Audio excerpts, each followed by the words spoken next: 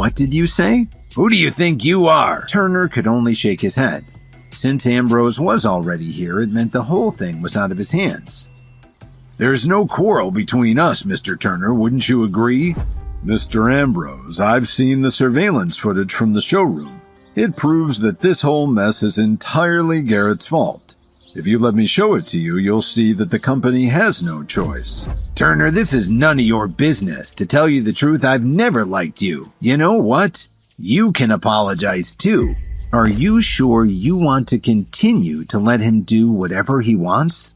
Garrett came up to Kevin from behind and grabbed his shoulder. Didn't you hear what I said? In a flash, Kevin turned around and defended himself by pushing Garrett away. Garrett, in a daze, rubbed his chin and moaned. How dare you hit me? You'll pay for this. Remember, the Butcher family didn't get its reputation for taking crap from people like you. Why don't you go downstairs and ask all the witnesses who's going too far? It's quite simple. You're going to apologize to Mr. Butcher, then you're going to give him an additional $75,000 to compensate him for all the trouble you've caused. Turner opened his mouth to complain, but Ambrose slapped him on the cheek before he could say anything. You have no voice here. You are no longer a Williams employee. If you don't leave now, I'll call security and have you thrown out. Uncle, finish him off, Garrett shouted angrily. Then he took out his phone and made a call. Mr. Foster, where are you? Someone else is threatening to beat me up. Hurry up and bring some of your men to my office. Garrett made a fist and started to take a swing at Kevin. But before he could even hit him, Kevin gave him a hard slap in the face. Garrett staggered and fell back into his chair. Kevin was surprised at how hard he had hit Garrett. He was only going to give him a slap to bring him back to his senses, but he was feeling a lot stronger than usual. Ambrose pulled out his phone and made another call to Foster. Where are you? Get up to Garrett's office right away. At that moment, the office door opened. A very professional-looking woman walked in, followed by a group of executives in suits. Sir, I'm sorry I'm late, Miss Wilson said as she gave Kevin a very sincere handshake. Miss Wilson, what did you just call him? Mr. Ambrose, this is the new chairman of the Williams Group. When Ambrose saw Kevin staring at him like that, he became furious with his nephew for putting him in this position. He turned around and slapped him right in the face. Look at all the trouble you've caused. Do you still want the CEO to apologize to you? Sir, my nephew has made a serious error in judgment. His behavior is inexcusable. Please, let me handle this. Edward Ambrose is demoted but will continue to work in the company. His original position will be taken over by Mark Turner. Garrett Butcher is terminated. After giving her these instructions, Kevin left the office without even looking back. When he got to the first floor, Lily and Rachel were still waiting for him. Lily immediately walked up to him. Are you all right? This was the first time he could remember Lily showing so much concern for him. Where have you been for the past 2 days? I found a job, he explained. The salary is pretty good and it also provides food and lodging. Don't you plan to come home? Glancing at the caller ID, she saw that it was from her company. Lily said a few words and hung up. I'm sorry, but I have to go now. There's something I need to take care of at work. Take good care of yourself. Hi, Kevin. When are you coming back? I'll be waiting for you at home. Lily hung up the phone with a smile. Dorothy looked at Lily, who was sitting on the sofa combing her hair, and said, Why are you letting that guy come back? Didn't he abandon you? I went to a lot of trouble to introduce you to Garrett Butcher. How did that go? Don't ask me again. I'm not going to divorce Kevin. Dorothy continued her tirade. Let me ask you this. During the 3 years you and Kevin were married, were you ever happy? Dorothy's complaining was interrupted by the sound of an engine out in the street. Lily looked at the sports car parked in front of the house. She wasn't sure what to make of it. That's my boss's car. Because I'm taking the day off, he lent it to me. She just glared at Kevin and went into her room. So, we're not getting a divorce? That depends on how things go, Lily said very calmly. Kevin didn't say anything else. No matter what decision Lily ended up making, he would respect her wishes. Dorothy walked in and saw Kevin cleaning like everything was back to normal. She angrily took out her phone and dialed Garrett's number. Aunt Dorothy, what do you want? Garrett, did you have a nice date with Lily? How are you guys getting along? Aunt Dorothy, I think Lily and Kevin are match made in heaven. I don't want to come between them. Dorothy angrily threw her phone onto the bed. She really didn't understand what was going on with Garrett. Suddenly, there was a knock on the front door. "Hi, Aunt Dorothy." She opened the door and Rachel walked in.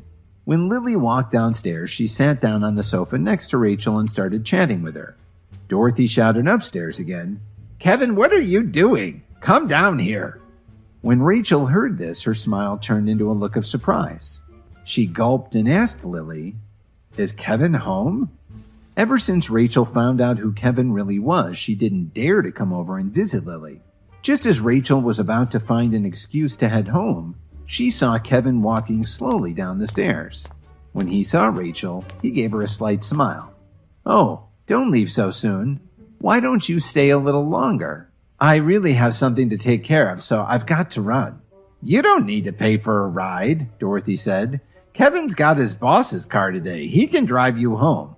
She grabbed her purse, said goodbye to Lily and Dorothy, and headed out the door with Kevin. While he was waiting for a traffic light, he heard a voice in the car next to him. "Isn't that Kevin? So you're driving a fancy sports car now?" Kevin looked over and saw that it was Jason. "I see you found a lovely rich woman to support you. And who is this pretty lady?" Because Jason was making so much noise, the pedestrians who were waiting to cross the street heard everything. This was pretty frustrating for Kevin, and he started to lose his temper. But Rachel, who had been sitting calmly in the front passenger seat, got even more angry than Kevin. Suddenly, everyone heard a loud slap. "You actually hit me? Do you know who I am?" "So what? What are you going to do about it?" The bystanders who were anxiously waiting for the light to change spoke quietly to each other. "You don't have to take me home. I don't want to waste your time. I'll go a few blocks west and catch a ride. Don't worry about me." Rachel reached in, took her purse off the front seat, and crossed the street. As long as he was downtown, Kevin decided to head to his office and wait for traffic to clear. He sat down at his desk and sent Lily a text saying that he wouldn't be home that night. Just then, Miss Wilson walked into the office with 2 small boxes. "Mr. Williams, these were sent over by President Wright at West Chicago International and Mr. Cook from the Whistler Hotel. They said they're a gift for you." Kevin opened the box on his desk and looked inside. Inside it was a red pill, similar to the tan one that Cook had given him a while back. He decided to call his friend to find out what this one would do, since the last one had disastrous side effects. "Kevin, didn't I already give you a pill?" Cook slowly said. "Anyway, I found out from the head researcher that the medical properties of the new pill actually enhance the properties of the first one you took. It should help you a lot." Kevin hung up the phone and stared at the pill. He thought for a while and decided that his friend wouldn't try to hurt him. So he picked up the pill and swallowed it.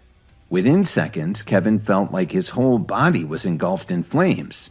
He closed his eyes and passed out. Half an hour later, when Kevin slowly came to, he couldn't find any change to his body. Kevin's phone rang and startled him back to reality. "Who's this?" Kevin asked in confusion. "This is Phoebe Anderson. We met at the Whistler Hotel, at the celebration the family threw after getting the Williams contract." "Oh, of course. I remember you now. What can I do for you?" "I've been meaning to ask you, at Grandma Jones's birthday party, did you give her an antique tiara?" "Yes. Why?" "Kevin, the Jones family isn't aware of it, but I peeked in the bag when nobody was looking. I'm sure that it's the legendary golden sunburst tiara. I just want to take a few photos." "Okay. I think we can arrange that." "Really?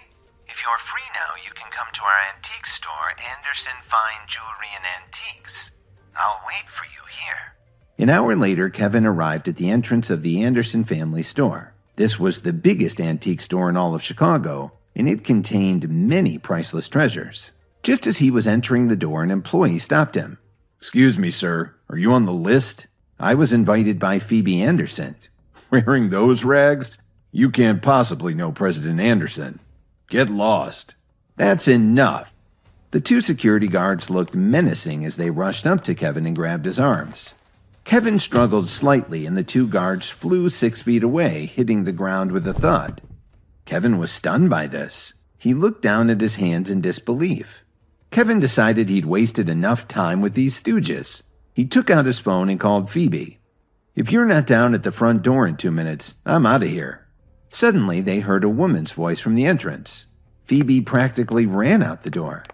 "Kevin, when did you get here? Why didn't you come inside?" Burroughs and the others immediately snapped to attention when they saw her. "President Anderson." Kevin looked Phoebe in the eyes and explained. Phoebe led him into the store's photography studio. Kevin watched her intently. After taking quite a lot of shots, Phoebe turned off the studio lights and put the camera away. She turned to Kevin and said, "Thank you so much." "No problem. If you ever want to see it again, just give me a call. Anytime." A staff member suddenly ran into the room and interrupted them. "President Anderson, we need your help downstairs." Hi, Kevin here. If you are wondering what happens next, then download the Pocket FM app and listen to the exciting episodes of Insta Empire now with the link in the description.